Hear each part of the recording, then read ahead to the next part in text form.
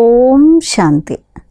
మే మాసం యొక్క పత్రపుష్పంలోని త్రిమూర్తి దాదీల యొక్క అమృత వచనాలు, అమూల్య మహావాక్యాల్లో భాగంగా ఈరోజు మనము దాది జానకి గారి అమూల్య మహావాక్యాల్ని వినబోతున్నాము. ఈ క్లాస్ని దాది గారు 13/11/2006 నవంబర్ 13వ తేదీ 2006 సంవత్సరంలో చేయించారు. ఆ క్లాస్ని మనం ఈరోజు మళ్ళీ విందాము. ఈ క్లాస్ యొక్క శీర్షిక जो पढ़ाई की वैल्यू रखते वह अच्छी कमाई जमा करके दानी महादानी వరదాని बन जाते हैं. దాది గారు ఏమంటున్నారంటే, ఎవరైతే చదువు యొక్క వాల్యూ అనేది పెడతారో వారు మంచి సంపాదన జమ చేసుకుని దాని మహాదాని వరదానులుగా అయిపోతారు. ఎవరైతే చదువు యొక్క వాల్యూ ఉంచుతారో వారు మంచి సంపాదన చేసుకుని దాని మహాదాని వరదానిగా అవుతారు. बाबा हमारी महिमा करके हमें महिमा योग्य बना रहा है. हम अपने मुख से अपनी महिमा नहीं करेंगे, पर बाबा ऐसा योगी बना रहा है. तो ऐसे मीठे बाबा की किन शब्दों में महिमा करे? शब्द है नहीं. దాది ఏమంటున్నారంటే, బాబా మన యొక్క మహిమ చేసి మహిమా యోగ్యులుగా తయారు చేస్తున్నారు. మనం నోటి ద్వారా ఏమేం మహిమ చేయాల్సిన అవసరం లేదు, కానీ బాబా ఎలాంటి యోగ్యమైనటువంటి యోగులుగా తయారు చేస్తున్నారు. కాబట్టి ఇలాంటి మధురమైన బాబాకి ఏ శబ్దాలతో మహిమ చేయాలి? శబ్దాలే లేవు బాబాని మహిమ చేయడాని కోసం. అతీంద్రియ సుఖ మే रहना और स्वीट साइलेंस में रहना, इसमें पहले कौन सा? అతీంద్రియ సుఖంలో ఉండటము, స్వీట్ సైలెన్స్లో ఉండటము. ఈ రెండిట్లో మొదట ఏది? అతీంద్రియ సుఖంలో ఉండటమా లేదు స్వీట్ సైలెన్స్లో ఉండటమా? जो थोड़ा उथल पाथल में होता है वो अतीन्द्रिय सुख में नहीं रह सकता है. कभी सुखी रहता है, कभी थोड़ा दुख की फीलिंग में आ जाता है, तो वो स्वीट साइलेंस में कैसे जा सकता है? దాది అంటున్నారు, ఎవరైతే కొంచెం పైకి కిందికి అవుతారో, అంటే స్థితి పైకి కిందికి అవుతుంటుందో వారు అతీంద్రియ సుఖంలో ఉండలేరు. అప్పుడప్పుడు సుఖిగా ఉంటారు, కొంచెం దుఃఖం యొక్క ఫీలింగ్ వస్తూ ఉంటుంది అప్పుడు స్వీట్ సైలెన్స్లో ఎలా వెళ్ళగలరు? इसके लिए बाबा कहते, राजयोगी का कोई भी देहधारियों से संबंध नहीं होना चाहिए. అందువల్లనే బాబా ఎప్పుడు అంటుంటారు, రాజయోగులకు ఏ దేహదారులతో కూడా సంబంధం ఉండకూడదు అని బాబా చెప్తూ ఉంటారు. जितना न्यारा रहेंगे उतना प्यारा रहना सहज होगा. न्यारे रहने की विधि यथार्थ है तो अपने लिए और परिवार के लिए प्यार स्वतः होगा. ఎంతైతే అతీతంగా ఉంటారో అంత ప్రియంగా ఉండటం కూడా సహజంగా అయిపోతుంది. అతీతంగా ఉండేటువంటి విధి యథార్థంగా ఉన్నట్లయితే పరివారంలో కూడా స్వతహాగా ప్యార అంటే ప్రియులుగా అవుతారు. ఎంత అతీతంగా అయ్యే విధి కరెక్ట్ విధి ఉంటుందో అంత ప్రియంగా కూడా అవుతారు. बाहर वाले कहते छोटा परिवार सुखी परिवार, और बाबा कहते हैं जितना बड़ा परिवार उतना सुखी परिवार है. हमारे इतने बड़े परिवार का संगठन देख दुनिया वाले खुश होते हैं. బయట ప్రపంచం వాళ్ళు అంటారు ఛోటా పరివార్ సుఖీ పరివార్, చిన్న పరివారం చాలా సుఖంగా ఉండే పరివారం అని. కానీ బాబా ఏమంటారు అంటే, ఎంత పెద్ద పరివారము అంత సుఖీ పరివారము అని అంటారు. మన యొక్క ఇంత పెద్ద పరివారము సంఘటనని చూసి ప్రపంచం వాళ్ళు కూడా సంతోషపడతారు. हम सब भगवान के बच्चे हैं, एक परिवार है, आपस में मिलकर रहने वाला परिवार है. మనందరము భగవంతుడి యొక్క సంతానము, ఒక్క పరివారం వారము, మరియు పరస్పరంలో కలిసి మెలిసి ఉండేటువంటి పరివారము. హరేక్ స్వతంత్ర है, अपने पैर पर खड़ा है, इसलिए इतना बड़ा परिवार होते भी किसी पर कोई बोझा नहीं है. तो हम किसके हैं और हमारा कौन है? దాది అంటున్నారు, ప్రతి ఒక్కరూ ఈ పరివారంలో స్వతంత్రులుగా ఉన్నారు, వాళ్ళ కాళ్ళపైన వాళ్ళు నిలబడి ఉన్నారు. అందుకని ఇంత పెద్ద పరివారం ఉన్నప్పటికీ కూడా ఎవరిపైన ఎవరికి బరువు అనేటువంటిది ఉండదు. కాబట్టి మనము ఎవరి వాళ్ళము? మన వాళ్ళు ఎవరు? దాది అడుగుతున్నారు, మనం ఎవరి వాళ్ళము? మన వాళ్ళు ఎవరు? మరి ఇంత పెద్ద పరివారం కదా.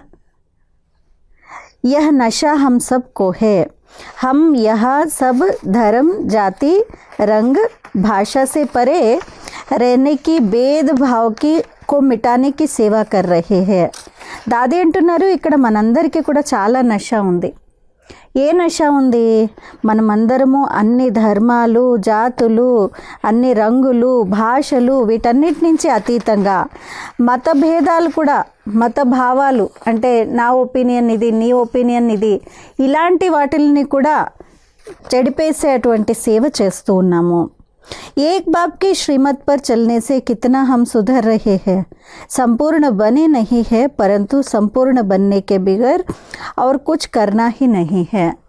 ఇంకా దాది అంటున్నారు ఒక్క బాబా యొక్క శ్రీమతం పైన నడవటం వల్ల ఎంత మార్పు వస్తుంది, మనంలో ఎంత పరివర్తన జరుగుతుంది. సంపూర్ణంగా అవ్వలేదు, కానీ సంపూర్ణంగా అవ్వడం తప్ప ఇంకా ఏం చేసేది లేదు. సమయానుసార్ హమ్ బనేంగే తో ఔర్ బనేంగే. సమయానుసారంగా మనం తయారైతే ఇతరులు కూడా మనలాగా తయారవుతారు. हम सुधर रहे हैं तो दुनिया भी सुधर रही है. तो हमारी तात लात और बात यही है, సేవా भी यही है. మరి దాది అంటున్నారు మనం మారుతూ ఉంటే తప్పకుండా ప్రపంచం వాళ్ళు కూడా మారుతారు. కాబట్టి ఇప్పుడు మన యొక్క సంకల్పాల్లో, మాటల్లో, ఆలోచనల్లో, మన యొక్క భావాల్లో అన్నిట్లోనూ ఒకటే విషయము, ఇదే మన సేవ. నేను మారాలి, నా మార్పుతో ప్రపంచం మారుతుంది అనేటువంటిది ఇప్పుడు లోపల వరకు ఉండాలి. अपनी स्थिति ऐसी बनाकर रखने की तात है, औरों को सुनाने की लत आदत है और कोई बात है ही नहीं. మరి మన స్థితిని తయారు చేసుకునేటువంటి చింత, లోపల ఇదే చింత, నా స్థితిని తయారు చేసుకోవాలి, నేను మారాలి అనేటువంటి చింత ఉంది. మరి ఇతరులకి వినిపించేటువంటి అలవాటు, లోపల ఇదే చింత నడవాలి. ఇంకొకటి, నేను వేరే వాళ్ళకి ఎలా చెప్పాలి జ్ఞానము, ఇది చింతన నడుస్తూ ఉండాలి. ఇంకా వేరే ఏమీ ఉండకూడదు. ఇదే చింతన, నేను మారాలి, ఇతరులని మార్చడానికి కోసము మనం ఎలా తయారవ్వాలి అనేటువంటిది వాళ్ళకి ఎలా జ్ఞానం చెప్పాలి, ఇదే అలవాటు చేసేసుకోవాలన్నమాట. कई भाई बहनें बाबा का नाम लेकर अपना काम उतार देते हैं, क्योंकि वो अपनी बुद्धि से काम लेते हैं. तो ऐसी आत्माएं बाबा से शक्ति नहीं खींच सकती है.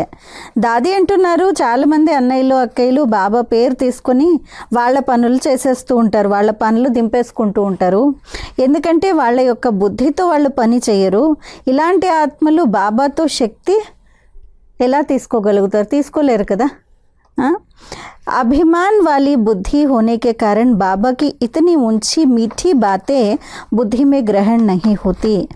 అభిమానం యొక్క బుద్ధి ఉండే కారణంగా బాబా యొక్క ఇంత ఉన్నతమైనటువంటి మధురమైనటువంటి మాటలు ఉన్నాయో బుద్ధిలో గ్రహణ అనేటువంటిది జరగదు. అంటే బుద్ధి గ్రహించదు. ఎందుకంటే అభిమానం బుద్ధి కారణంగా ఉన్నతమైనటువంటి శ్రేష్టమైనటువంటి బాబా యొక్క మాటలు బుద్ధి గ్రహించదు. అనేక బాతों में जहाँ ज़रूरत नहीं वहाँ भी अपनी बुद्धि चला लेते हैं. नेचर और किसकी बुद्धि अपनी चला देते हैं. దాది అంటున్నారు అనేక విషయాల్లో ఎక్కడైతే అవసరం లేదో అక్కడ తమ బుద్ధిని నడిపిస్తూ ఉంటారు. మరి వాళ్ళ యొక్క నేచర్ అనేటువంటిది ఒకలాగా, బుద్ధి ఇంకొకలాగా నడిపించేస్తూ ఉంటారు. ఉస్ ఘడి ఏ నహీ సమజ్తే హే కి యహ్ వ్యర్థ హే. ఆ సమయంలో వాళ్ళకి అర్థమే కాదు, ఇది వ్యర్థము, బుద్ధిని అక్కడ ఇక్కడ నడిపించడం ఇది వ్యర్థము అనేది అర్థం చేసుకోరు. థోడా భీ అందర్ వ్యర్థ హే తో సమయ సంకల్ప రహ నహీ సక్తా. కొంచెం లోపల వ్యర్థం ఉన్నట్లయితే ఇంకా సమయము, సంకల్పాలు ఉండలేవు. వ్యర్థ बाबा की शक्ति से वंचित कर देता है. एक ही टाइम पढ़ाई भी हो, कमाई भी हो और दान भी करो. దాది అంటున్నారు వ్యర్థం అనేది బాబా నుండి శక్తులు తీసుకోవడం నుండి వంచితంగా చేసేస్తుంది. అంటే బాబా నుండి శక్తి తీసుకొనివ్వదు ఎప్పుడు వ్యర్థం ఉన్నట్లయితే. ఒకే సమయంలో మనకి చదువు జరగాలి, మరియు సంపాదన జరగాలి, దానం కూడా చేయాలి. ఏం జరగాలి? 3 విషయాలు ఒకే సమయంలో మన యొక్క చదువు, సంపాదన మరియు దానం 3 జరగాలి. पढ़ाई में कमाई नहीं की, पढ़ाई का फ़ायदा नहीं लिया, पढ़ाई पढ़ के टीचर बना तो क्या बड़ी बात की, टीचर का जॉब क्या होता है. దాది అంటున్నారు చదువుకొని సంపాదన చేయలేదు అంటే చదువు యొక్క లాభాన్ని తీసుకోలేదనే కదా అర్థము. సంపాదనకి మార్గంగా చదువుని చేసుకోలేదు, చదువు ఇంత చదివినా కానీ అని అంటే చదువు ఇంకా వ్యర్థమైనట్టే కదా, దాని నుంచి లాభం ఏం తీసుకోలేదు. చదువుకొని టీచర్గా అయ్యారంటే అది ఏం పెద్ద మాట. టీచర్ జాబ్ ఏముంటుంది. इतना ऊंच बाबा हमको पढ़ाता और हम भी केवल टीचर ही बने तो क्या बड़ी बात की, बाबा खुश किस में होगा. ఇంత ఉన్నతమైనటువంటి బాబా మనకి ఇంత ఉన్నత చదువు చదివిస్తూ ఉన్నారు, అది చదువుకొని కేవలం మనము టీచర్లుగా అయితే ఇంకా ఏం మాట. మరి బాబా సంతోషపడే విధంగా మనం కావాలి. బాబా ఎలా సంతోషపడతారు? ఓన్లీ టీచర్గా అయ్యి ఇతరులకు చెప్పిస్తే సంతోషపడిపోతారా? లేదు, మనం ఎలా ఉంటే బాబాకి సంతోషపరుస్తాము. जिसको ऊंच पद पाने की धुन लगी हुई है, बाबा उनको अंदर से बहुत प्यार करता है. टीचर भी समझता है कि होमवर्क अच्छा करता है, औरों को भी मदद करता है. దాది అంటున్నారు, వాళ్ళకి చాలా లోపల ఉన్నత పదవి యొక్క అదే సంకల్పం, అదే ధున్ నడుస్తూ ఉంటుంది. చదువుకుంటే నేను ఉన్నతమైన పదవి ఎలా పొందాలి అని. బాబా కూడా అలాంటి వారిని చాలా లోపల నుండి చాలా ప్రేమ చేస్తారు. టీచర్ కూడా అనుకుంటారనమాట, మేము మంచిగా హోంవర్క్ చదవాలి, ఇతరులకు కూడా సహాయం చేయాలి అని. कोई पढ़ाई में आगे जाता है तो उसको जेलसी नहीं होती है, खुशी होती है हम मिल करके पढ़ रहे हैं. మరి ఇలాంటి స్టూడెంట్స్ ఎవరైతే ఉన్నారో, ఇలాంటి టీచర్లు ఎవరైతే ఉన్నారో, ఇతరులు ముందుకు వెళ్తూ ఉంటే వాళ్ళని చూసి ఎప్పుడు వీళ్ళు ఈర్ష్య పొందరు. వాళ్ళకి ఇంకా సంతోషం అవుతుంది, మనందరము కలిసి ముందుకు వెళ్తూ ఉన్నాము, చదువుతున్నాము. तो खुद पढ़ाई में होशियार बन अन्य साथियों को भी सहयोग दे, उनको आप समान लायक बनाना है. కాబట్టి స్వయం చదువులో చాలా తెలివైన వారుగా అయ్యి ఇతర తోడున్నటువంటి వాళ్ళకు కూడా సహయోగాన్ని ఇవ్వాలి. తమ సమానంగా లాయక్గా అంటే వాళ్ళని అర్హులుగా చేయాలి. हमारे अंदर पढ़ाई की वैल्यू है तो कमाई स्वतः होती है, और जिसकी कमाई अच्छी होती है वो दानी महादानी वरदानी बन जाता है. ఎవరి చదువు అయితే బాగుంటుందో వాళ్ళు స్వతహాగా సంపాదన కూడా చాలా బాగా చేస్తారు.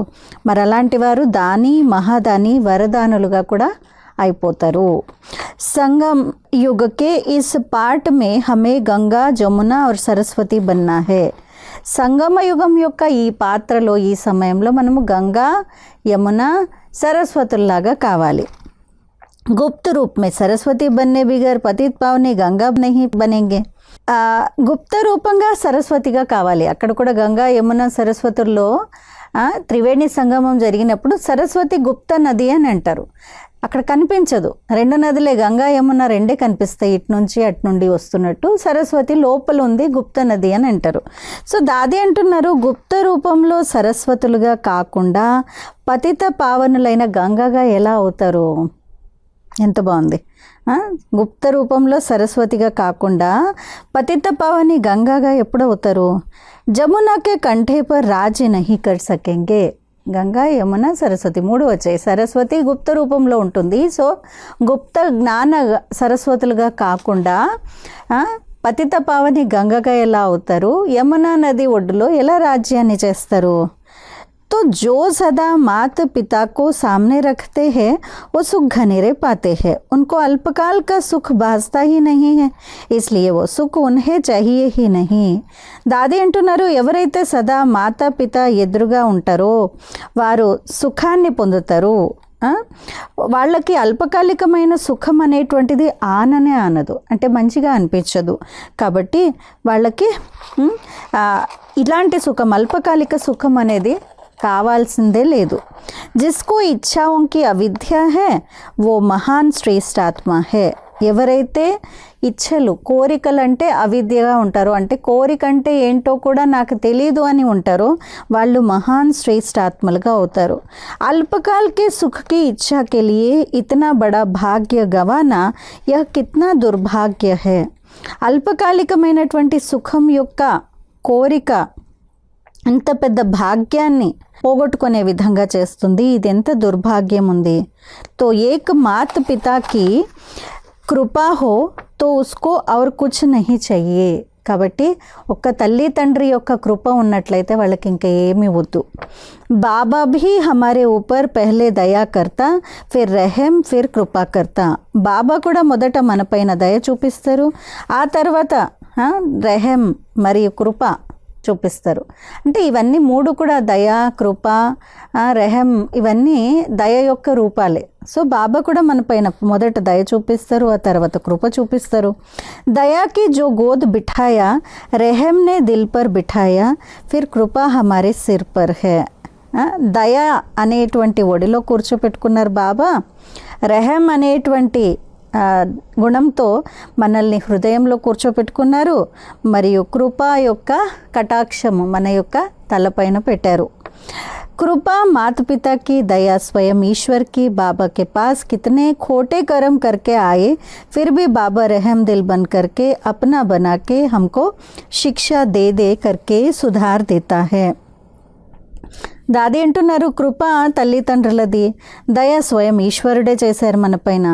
బాబా దగ్గరికి వచ్చినప్పుడు మనం ఎన్ని చెత్త పనులు లేదో చెడు కర్మలు చేసి వచ్చాము, కానీ బాబా దయార్థ హృదయుడుగా అయ్యి మనందరికీ శిక్షణ ఇచ్చి ఇచ్చి ఇచ్చి మనల్ని పరివర్తన చేస్తున్నారు. यह बाबा का रहम है, కృపా से పढ़ाई अच्छी पढ़ रहे हैं. ఇదంతా బాబా మన పైన దయ చూపిస్తున్నారు కదా. బాబా యొక్క కృపతో మనం మంచిగా చదువుకుంటూ ఉన్నాము. ఉస్కి కృప నా హోవే తో దిమాగ్ కామ్ నహీ కర్ సక్తా హే. బాబా యొక్క కృప మన పైన లేకపోతే మన బుద్ధి ఏమీ పనిచేయదు. वो ऊंट पक्षी की तरह होंगे. अभी सत्य बाबा से सत्यनारायण की कथा सुनते सुनते हमारी बुद्धि ठीक काम करने लगी है. అంటే ఎవరైతే బాబా యొక్క కృపలో లేరో వాళ్ళ యొక్క బుద్ధి సరిగా పనిచేయదు, అలాంటి వాళ్ళు ఉష్ట్రపక్షిలాగా ఉంటారు. ఇది చేయంటే అది ఇది కాదు, ఇది చేస్తానంటారు, అది చేయమంటే లేదు ఇది కాదు ఇది చేస్తాను అని అంటారనమాట. ఇప్పుడు సత్యమైన బాబా సత్యనారాయణ కథని మనకు వినిపిస్తూ వినిపిస్తూ మన బుద్ధిని చాలా బాగా పనిచేసే విధంగా చేశారు. పహలే భీ సత్యనారాయణకి కథ సున్తే థే పర్ అర్థ కా పతా నహీ థా. ముందు కూడా మనం సత్యనారాయణ కథ వినేటువంటి వారము, కానీ దాని అర్థం తెలుసుకోలేదు. అభి హమ్కో సతర్క కర్కే ఐసా శాలిగ్రామ్ బన్నా హే జో శివ్ కే సాత్ హమారీ పూజా హో సకే. మనం ఇప్పుడు చాలా సతర్కంగా ఉండాలంటే చాలా అటెంటివ్గా ఉండి ఎలాంటి శాలిగ్రాములుగా కావాలి అంటే శివుడికి తోడుగా నాకు కూడా పూజ జరగాలి. అంటే నేను అట్లాంటి శాలిగ్రాముగా కావాలి, శివుడి తోడు పూజ జరిగే విధంగా. सत्यनारायण की कथा बताती है कि तुम सच्चे बनो तो नर से श्री नारायण, नारी से श्री लक्ष्मी बनेंगे. సత్యనారాయణ కథ మనకేం చెప్తుంది అంటే మీరు సత్యంగా అయినట్లయితే నరుడి నుంచి శ్రీ నారాయణుడిగా, నారి నుండి శ్రీ లక్ష్మిగా అవుతారు అని. నారాయణ లక్ష్మి సే అలగ్ నహీ హే, లక్ష్మి నారాయణ సే అలగ్ నహీ హే. నారాయణుడు లక్ష్మి నుండి వేరు కాలేడు, లక్ష్మి నారాయణ నుండి వేరు కాలేదు. బాబానే హమే లక్ష్య హీ దియా హే విష్ణు బన్నే కా. బాబా మనకి లక్ష్యం ఏమిచ్చారు? శ్రీ మహావిష్ణువుగా. మహావిష్ణువు అంటే లక్ష్మీనారాయణల కంబైన్ స్వరూపం. ఇలా తయారయ్యే లక్ష్యాన్ని ఇచ్చారు. मनमनाभव में बुद्धि ऊपर जाती है, మధ్యాజీభవ होने से हर समय లక్ష్య సామనే रहता है. మన్మనాభవ అనేటువంటిది ఎప్పుడైతే ఉందో అప్పుడు బుద్ధి పైకి వెళ్తుంది. మధ్యాజీభవ ఉన్నట్లయితే లక్ష్యము ఎదురుగా ఉంటుంది. विष्णु कहने से चार भुजा याद आती है, सिर्फ नारायण कहने से नहीं याद आता है. విష్ణువు అనగానే 4 భుజాల యొక్క రూపం ఎదురుగా వస్తుంది. నారాయణుడు అంటే అలా గుర్తురాదు, కానీ మహావిష్ణువు అనగానే 4 భుజాలు ఉండేటువంటి రూపం ఎదురుగా వస్తుంది. अभी अगर किसी को विष्णुपुरी में आना है, विष्णु वंशी बनना है, सतयुग में आना है, तो 4 భుజాధారి बनना है. మరి దాది అంటున్నారు, ఇప్పుడు కూడా ఎవరైనా విష్ణుపురికి రావాలనుకోండి, విష్ణు వంశీయులుగా కావాలి అని అనుకోండి, సత్యుగంలో రావాలి అంటే 4 భుజాదారులుగా కావాలి, చతుర్భుజదారులుగా అవ్వాలి. పెహ్లేహే 4 భుజదారులుగా అంటే ఏంటి అర్థము? 4 చేతుల్లో ఏవైతే 4 అలంకారాలు ఉన్నాయో వాటి స్వరూపంగా కావాలి. సో మొదటిది చక్ర స్వదర్శన్ కా, फिर गदा ज्ञान योग की पराकाष्ठा का, फिर कमल का फूल एकदम न्यारा, रचना है परंतु न्यारा है बहुत.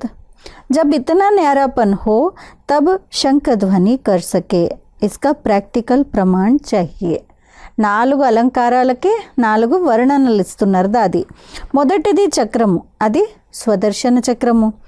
మళ్ళీ గద అంటే జ్ఞాన యోగాల యొక్క పరాకాష్ఠకి గుర్తుగా గదని చూపించటం జరిగింది. ఆ తర్వాత కమల పుష్పము అంటే పూర్తి అతీతంగా ఉండేటువంటిది. రచన ఉంది కానీ అన్నిటితో కూడా చాలా అతీతంగా ఉంది. ఎప్పుడైతే ఇంత అతీతంగా ఉన్నారో అప్పుడు శంఖధ్వనిని చేయగలుగుతారు, జ్ఞానాన్ని వినిపించగలుగుతారు. ఇదే ప్రాక్టికల్ ప్రమాణం దీనిది. औरों को देखकर मैं भी यह बन सकता हूँ, यह उनके अंदर में संकल्प हो. ఇతరులని చూసి నేను కూడా ఇలా తయారు కాగలుగుతాను అనేటువంటి సంకల్పం వారిలో కూడా రావాలి. तो पुरानों को अभी समय का कदर करके बाबा को सबूत देना है.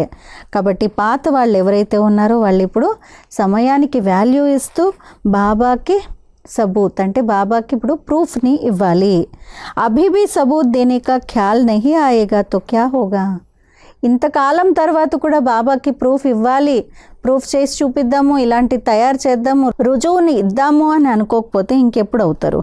कई आत्माओं को वरदाता का वरदान है, स्वराज्य पद पाने के पहले वर्षा वरदान याद रखना है. చాలామంది ఆత్మలకి వరదాత యొక్క వరదానం ఉంది. స్వరాజ్య పదవి పొందటానికి కోసం మొదట వారసత్వము వరదానం గుర్తు రావాలి.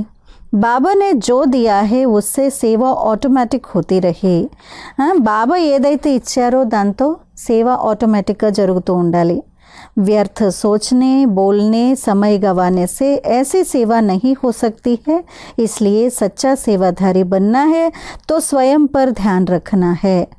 వ్యర్థం మాట్లాడటము ఆలోచించటంతో సమయం అనేది పోగొట్టుకుంటారు, అప్పుడు సేవ అనేటువంటిది జరగదు. కాబట్టి సత్యమైన సేవాదారులుగా కావాలి అంటే స్వయం పైన अटेंशन అనేటువంటిది పెట్టాలి. अभी योग में 1 सेकंड के अंदर बुद्धि इतनी शांत हो जाए जो स्वीट साइलेंस में चली जाए, फिर वो वायुमंडल भी सबको अच्छा लगेगा. ఇప్పుడు యోగంలో 1 సెకండ్లో లోపల బుద్ధి ఎంత శాంతం అవ్వాలి అని అంటే బుద్ధి ఇంకా స్వీట్ సైలెన్స్ లోపలికి వెళ్ళిపోవాలి. ఆ తర్వాత వాయుమండలంలో అందరికీ కూడా ఇది అందాలి, ఈ స్వీట్ సైలెన్స్ చాలా బాగా అనిపించాలి. ఇది ఈరోజు దాది గారి క్లాసు. దీంట్లో దాది దాని మహాదాని వరదానిగా ఎలా కావాలి అనేటువంటిది మార్గాన్ని చెప్పారు. ఆ తర్వాత మనం 4 భుజాదారులుగా కావాలి, 4 భుజాల్లో ఉన్నటువంటి 4 అలంకారాల యొక్క మహత్వము, దాని స్వరూపంగా ఎలా కావాలి అనేటువంటిది చెప్పడం జరిగింది. మరి వారమంతా కూడా ఈ క్లాస్ని ఇంకొకటి 2 సార్లు విని చక్కగా దాది చెప్పినటువంటి ఈ విషయాలపైన మనం అటెన్షన్ పెట్టి మహావిష్ణువుగా తయారయ్యేటువంటి, నారాయణుడిగా తయారయ్యేటువంటి అభ్యాసాన్ని ఇంకా పక్కగా చేసుకుందాం. అచ్చా, ఓం శాంతి.